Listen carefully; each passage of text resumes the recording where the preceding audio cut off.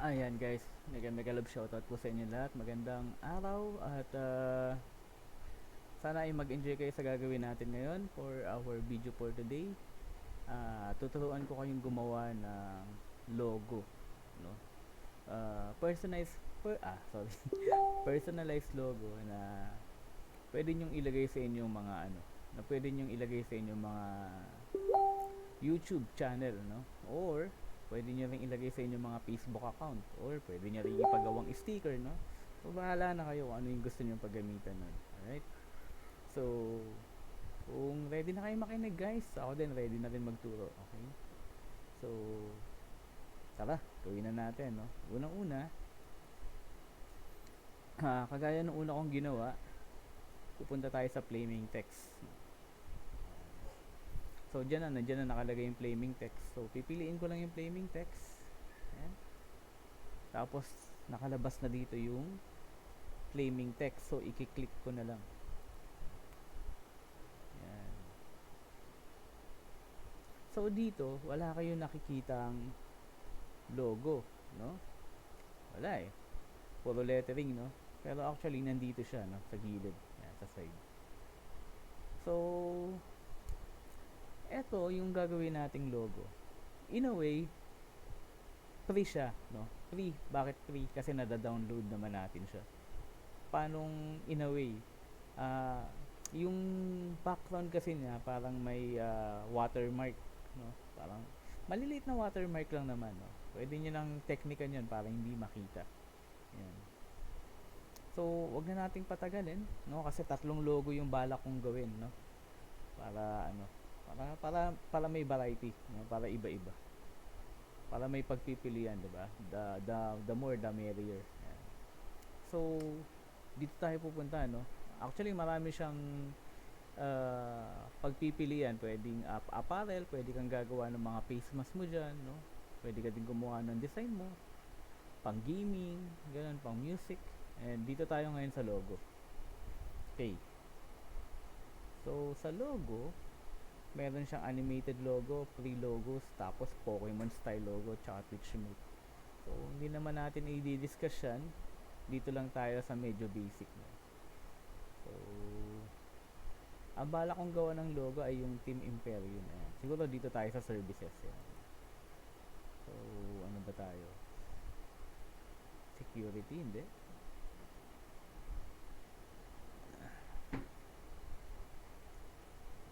Dito tayo sa dito siguro tayo sa style and retro yung una nating gawin. So again, napakarami niyang pagpipilian, no? So dito nakalagay na dito yung Team Carlo, no? Ay Teacher Carlo. Pero this time gusto kong gawan yung Team Imperium.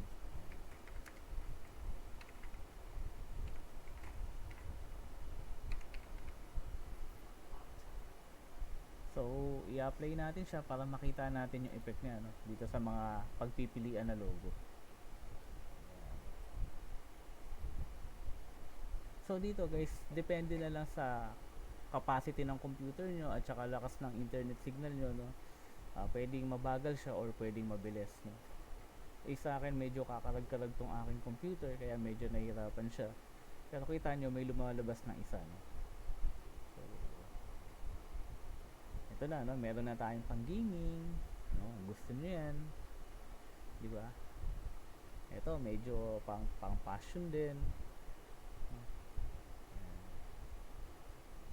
So ano na lang tayo guys, nasa ano na lang tayo, no? Nasa pamimili na lang tayo.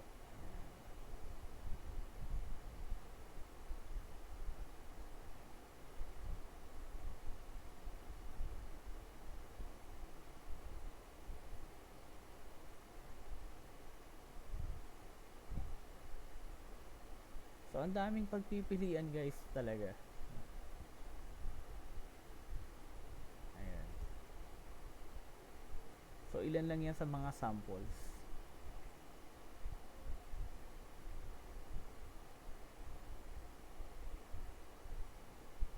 Actually, hanggang ano yan, hanggang 17, no? Actually, lampas pa nga eh. Yan, tingnan natin tong number 7.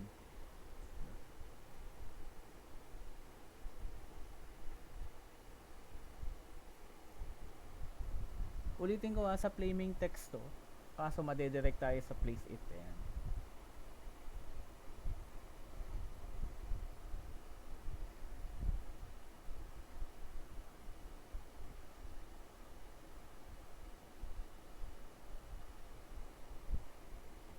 So dito more on music tayo dito. Ayan. Tapos meron din naman gaming. Ayan. O pang mga streamer. Parang gusto ko tong streamer. Tingnan nga natin kung anong lalabas dito.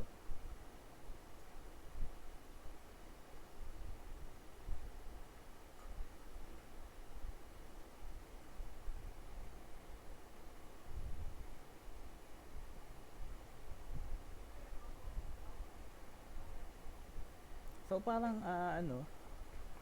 So parang may nakatawag na ng pansin ko, no?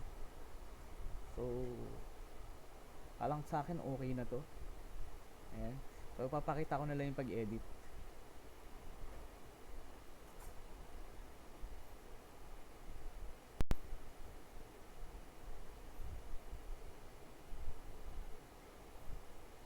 So yun nga, depende pa rin to sa kakayahan ng inyong computer. Ayan.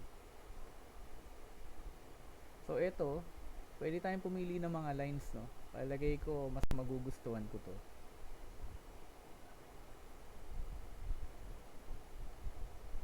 Ayan. So ano ba magandang kulay? Siguro yung pinaka last color natin ay background siguro niya, outline niya, gawin nating gawin nating black siguro. Ayan. O yan, parang retro na talaga ang dating niya, no? Tapos main color niya, hindi ko na siguro gagalawin to. Tapos eto na lang, tatanggalin ko na lang tong dito tayo pwede mag-edit ng name, guys, dito. Tapos dito palitan na lang natin to. Ilagay natin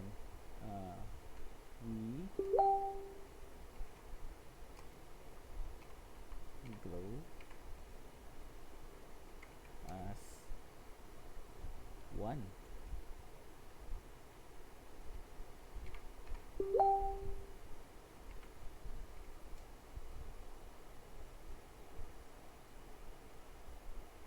Dito lang ang nakakalungkot, wala siyang font size, no? So yun na talaga yan. So, palitan natin, gawin nating red. Try natin yung red. Ayan, we glow as 1. Tapos palitan natin yung kanyang ito yung mga niya, guys, yung mga font style niya. Siguro okay ako dito. Ayan, we glow as 1. Yan, pwede na yan, no? At baguhin ko itong niya, gawin nating para medyo retro talaga, gawin nating apple green.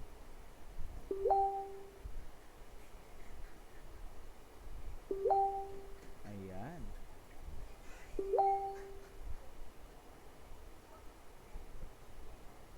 So yan, actually guys, okay na yan. Ang kailangan nyo na lang gawin, i-download. No. Ito, may bayad to, guys, Yan. So ganito ang ginagawa ko dyan, since wala tayong pambayad, no. Ganito ang ginagawa ko dyan, guys, no. Ni-screenshot ko yan. Tapos pag na-screenshot ko yan, ginagawa ko, pupunta ako dito sa paint, no. I-type natin yung paint.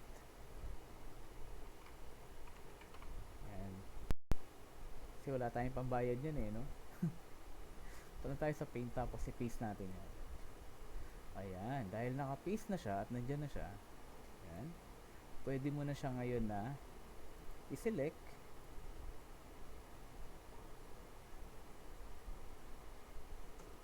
Tapos, tansyahin nyo na lang since maliit lang naman yung logo, no? Medyo maliit lang yan. Tapos, i-crop natin. Then, save na natin as gawin nating team 1. Ayan. So, team 1, PNG sa desktop. Save na natin. So, ganun lang kadali yun, guys. Meron na tayong ayan. So, pag ipapakita ko yan, hindi, actually, makikita nyo na yan sa desktop nyo, no? Pag dito kasi, hindi ko alam sa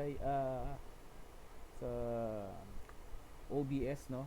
Kung paano sa pakita tong desktop. Pero actually, nandun na yan. Mamaya papakita natin yung paglagay nyan. Hindi, actually, ngayon na, no? Pakita na natin ngayon. Tignan ko lang kung ano yung time ko. So, meron pa akong 11, tama. Pakita na natin kung paano siya ilagay. Next time na lang ako gagawa ng ibang logo, guys. Yan. So, ang gagawin ko, pupunta ako dito sa aking YouTube account. Yan. Punta tayo sa ating YouTube account. Tapos, yan. Punta tayo dito sa aking, sa ating channel. Your channel. My channel, not your channel. Kiklik natin yung picture.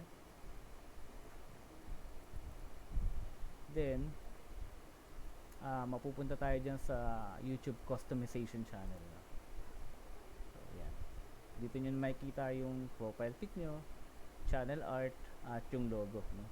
So, i-change ko tong logo. Tapos, pipiliin ko to. Ayan. So, makikita nyo guys, maliit